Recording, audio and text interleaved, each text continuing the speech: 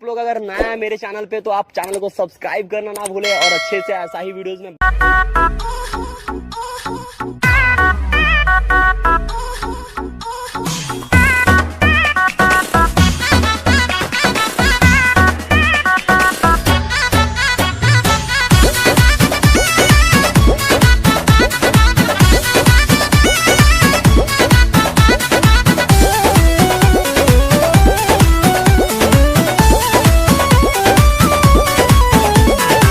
साझे से नाच देखे गईला बारात में भइल बड़ा है हर अपन में हर छोड़ी रात में।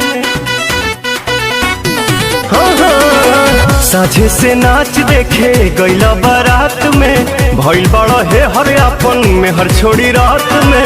ओनिए क देला भोर हरिया हो भोर हरिया हो कदोनी देख के तू आइला कइला मीठा मीठा बाते कमरिया हो कदोनी देख के तू आइला कइला मीठा मीठा बाते कमरिया हो।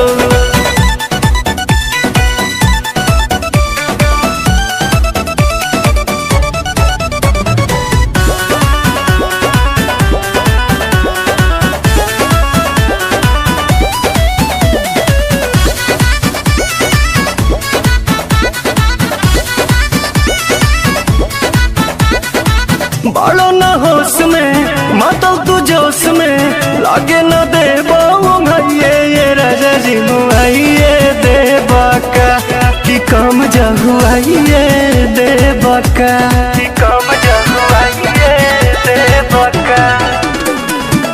बालो न होश में मातल तू जोश में लागे न दे भैये ये राजा जी मुआइए दे बाका तू काम जहुआइए दे बाका।